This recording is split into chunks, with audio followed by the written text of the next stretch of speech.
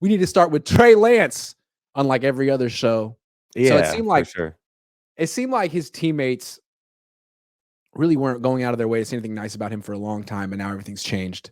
Now, if there's an interview, anyone on the Niners is like, have I mentioned what a good guy and what a hard worker and what a great teammate Trey Lance is? I don't think I've expressed how much I admire this young man. I mean, it's over the top now. Where did this come from? It's a huge 180. Jesse. Man, here's what's interesting is I feel like everybody has their own agenda. I would like to think that his teammates just really have his back now, and he's just proven things that he hasn't proven. I don't necessarily know if I can go with that. Juszczyk's a good example, Grant. I feel like this is him 10 months later trying to put the toothpaste back in the tube. Let's rewind that. Let's act like I didn't say we're back to 49er football as soon as he got injured. So to me, I feel like this is a little bit of that, especially because he's like, well, hold on. Let me go out of my way to really praise Trey Lance here. I didn't buy it. I thought it was rather fake, actually. That's me personally. What was your vibe on Juszczyk in particular? It felt like self-conscious. Like they've been listening to us. It felt like we forced them to do that.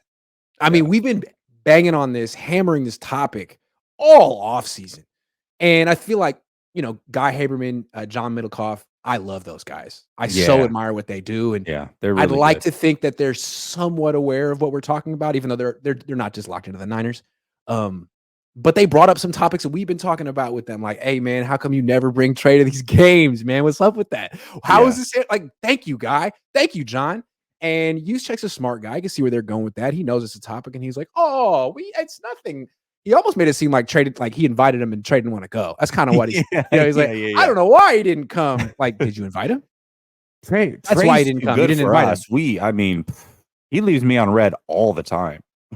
Anyway, it feels like they heard all of us saying, how come no one supports Trey Lance? How come all these guys are taking passive-aggressive shots at Trey Lance?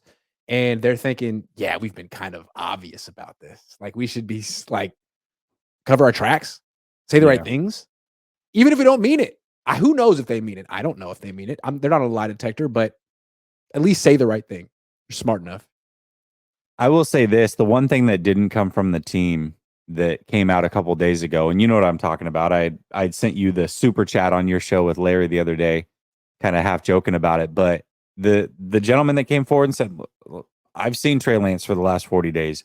He's on a Dallas Cowboy podcast talking about Dak Prescott, and out of nowhere he offers up, Jeff Christensen is really good. And I'm going to tell you right now, there's a gentleman by the name of Trey Lance who's been there the last 40 days. This is different. You're going to see something different. He offered that up on his own. They're not talking about Trey Lance. They're not talking 49ers quarterbacks. I believe things like that when I see them. When I hear a teammate who may have been criticized in the past about his relationship or lack thereof, potentially with Trey Lance, come out of nowhere and be like, well, hold on. I just want to say that, we love Trey. I don't necessarily buy into that. What's going to be funny is if Trey Lance works out. Like, let's say Trey Lance, I mean, he didn't do it. He really just got injured. He's 23, the age that most rookies are. He's in his third year. He had kind of a false start to his career. It'd be really funny if after these 2 extended sessions with Jeff Christensen, that in year 3, when given an opportunity, Trey Lance kills it. And in that case, if it happens, Kyle Shanahan's going to get credit for it. But really, like, the story here is that, like, Jeff Christensen saved the Niners' butts, potentially, if this works out. Because this is not the guy Kyle Shanahan told Trey Lance to go to. This is some guy that Trey Lance went to, like, as a Hail Mary last resort on the way out of town, and it just might work. And I think that's so Kyle, so 49ers, to find a solution at quarterback in spite of themselves. Well, and it happened and I love kind your of by shirt, mistake. Jesse. Thanks, man. I appreciate it. It's very really nice. Florida. I just right? noticed it's really nice. It's phenomenal. Sorry. I also believe that it happened kind of by happenstance, because what happened was Trey Lance was working out with Patrick Mahomes' trainer to try to recover from this leg injury. Naturally, by proxy, they are there. Christensen's there, starts to work with him as they're going through rehab. They build a rapport and things work out really well. He sticks with Christensen throughout the whole offseason. And so the whole thing happened kind of by mistake, which is great for Trey, it sounds like. Question I have for you What? is go ahead. Yeah. Go ahead. No, go ahead. Go ahead. No, What I was gonna say is like, if yeah. Jeff Christensen can fix this dude in 40 days, what was the Right. last 2 years? What were they doing the last 2 years? It's so frustrating how they wasted 2 years of his career and his rookie contract. And they're gonna say it's his fault or something. But no, you sent him to the wrong guys, you played him at running back, you got him hurt, and now Jeff Christensen is salvaging the situation. Cool. He could have been coaching him the whole time. I think quarterback coaches all have a different way of looking at things. And when you look at Quincy Avery and those guys, and then you look at 3D QB, which is where Shanahan sent him, it seems like both of them have the same mindset, which was there is no perfect throwing mechanics. Got it. We just want you to replicate what you do best over and over. And can we get you to do that? And so that was the approach they took, which is his throwing motion was problematic because it led to arm fatigue. And yeah, we've talked about it. So Jeff Christensen broke him down and built it back up. And he did. Exactly. And so Christensen had a whole different outlook on it. Absolutely. Which is great. And maybe Trey Lance wouldn't have been ready to work with Jeff Christensen 2 years ago. Because I feel like what worked in Jeff's favor was like, look, man, you're about to wash out of the league. You know, you tried it your way. Are you ready to sort of humble yourself and start over? And Trey said, yes. Yes. To his credit. And I think maybe it was not just the right guy, but it was the right time as well. So God love both of them. I hope this works out. And I know that Kyle's going to get all the credit for it if it does. And I just privately laugh at that. But at the same time, I like Kyle Shanahan. So take it. Take the credit if it happens. You know the whole leg lock thing that you kind of brought to light through Jalen Hurts? Joe Burrow also had the same thing.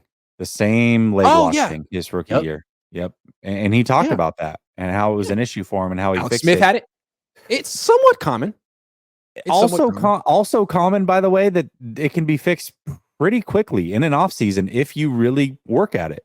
And that's what happened with Joe Burrow. That's what happened with Alex Smith. Hurts, it took probably 2 years, but he was also in college, so maybe a little bit different. So this is something that really could be fixed in an offseason and make a world of a difference.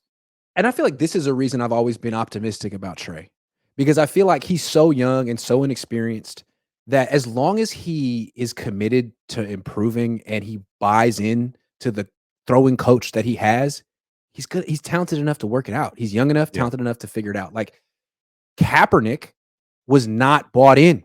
He didn't want to change. It was clear. Sure. Like Trey was talented enough, that's for sure. Yeah. There's a smart totally enough if mindset. he wanted to. Yeah. Yeah. So like Trey, his heart is in the right place. He's doing everything right. He just needed the right coach. Period. And for whatever reason, Kyle couldn't find him. Or maybe Kyle suggested Jeff Christensen this late. I have a hard time believing that. But ultimately, I guess that's a footnote. Who gets credit for Trey Lance? Jeff Christensen gets credit for it, and Trey Lance gets credit for it. The two of them. Yeah. God love it. And I'm saying, like, I've seen it too. I was at minicamp. I was at OTAs. His whole approach to throwing short passes is different. Yeah. We saw it 2 years ago. He was throwing those slants. We were like, that's a little hard, man. You're going to need to take a little off. He has. He's doing it right now. It's a big deal for him. Yeah, I remember the very first training camp where I think it was the first practice. You talked about how he was missing high. And I remember asking you specifically, is it more on routes going left to right? And you had said yes. And at that time, we'd kind of diagnosed why that could be, according to their, his current quarterback coach, McAvoy. And it just seems like for whatever reason, Christensen was able to iron that out potentially in one offseason. And good on him if that's the case. Again, maybe Trey needed to go through the first 2 years of his career the way they unfolded for him to be open to a complete reconstruction. Because honestly, he needed a complete reconstruction. He was hurting himself the way he threw. Literally hurting himself. And if he hadn't injured himself yet, he was going to. So this is great. He did it at a young age. clearly that previous throwing motion wasn't so ingrained. He can change it. It's great. It's too bad. I mean, it's just too bad that he couldn't find Christensen earlier. But again, life is funny, right? Life is funny. Maybe he wouldn't have been open to Christensen 2 years ago. Maybe it's the right time and the right place for this to work. And really, it's not too late. It's really not too late. He's 20. No. He's younger than Brock Purdy. Hard to fathom. He's younger than a lot of quarterbacks that came out of this year's draft. He's the same age as Patrick Mahomes the first year he started. There's plenty of time for sure. Now, and we talked about this 2 years ago. Who do you want, Justin Fields or Trey Lance? And we went back and forth. And the thing about Fields that made me uncomfortable, yes, he's a better athlete than Lance. And yes, he has more throwing experience than Lance. But his decision-making is not necessarily something you can change. Someone can coach you, you can try, but that's almost something that's intrinsic to you. And if you make bad decisions, that's just going to keep happening, and not just on the football field. And I don't know that about Justin Fields. Maybe he's a very responsible person, but it seems like he tries to do a little too much on the football field and gets himself in trouble. I trust Trey Lance's decision-making. Yes, you can fix accuracy. And that's what that podcaster was trying to say. Like, we've seen Jeff Christensen have crazy results. You're not going to find a quarterback coach who's going to really improve your decision-making process that much. He might make it easier. He might simplify it. But if you are Sam Darnold, you're going to be Sam Darnold. You know what I'm saying? Yeah, you're going to be Sam Darnold. Yeah. Yeah, I mean, that was the deal. That was the deal with Jimmy, right? And I feel like that's a big reason Kyle chose Trey over Fields. It's like, why are we moving off of Jimmy? We can't say it, but like, the dude makes the worst decisions ever. Yeah. Like, if the ball doesn't come out in 2 seconds to the first read and he has to extend the play, I don't trust him to make the right decision. Brock does better. But Jimmy was like, oh my God, something awful is going to happen. He held the ball for 3 seconds. Now he has to think for himself. Oh no. That's not Lance. It's the game manager skill set and gunslinger mindset. Those two things do not marry. And that's what Jimmy had. That's kind of what Sam Darnold has. I'm not a fan of it personally. Trey's interesting because he's a gunslinger skill set. He's a gunslinger. He's a good game manager, but he's a game manager mindset. Yeah, but when he does play, he doesn't dink and dunk. He does not dink and dunk. Yeah. Maybe he'll start. Maybe now that he has a refined short stroke, maybe he will. We'll see. But he's also conservative. And this was Croc and I went back and forth about this around a year and a half ago, where I was like, my only gripe with Trey Lance is it's going to take a while for you to see the full array of skills that he has, because mentality wise, he wants to protect the ball to the nth degree. And you're not going to see some of these amazing skill sets come through because of that. You're not going to see the crazy arm angles. It's going to take a while to pull that out of him. He's going to have to get comfortable. And he disagreed with me. I respect that. But I think that you've seen that. And when you heard Fred Warner talk about it, hey, you got to come out of your shell. You got to take risks in practice. He didn't even want to risk it in practice. He wants to protect the football. That's what his innate ability is. So I'm curious to see how he grows in this league. All right, before we move on, last comment. The thing that I think rings the most true, that feels the most authentic, was what Kittle said during minicamp when asked about Trey. And he said, look, he seems confident. Not just confident, he seems like he's having fun. Yeah. And that's a big deal, because it doesn't really matter the mechanics or whatever. Like, if you're on the field and you don't exude confidence and you don't exude like you're enjoying yourself, everyone's going to know it and you're not going to succeed. So that's a big hurdle to clear.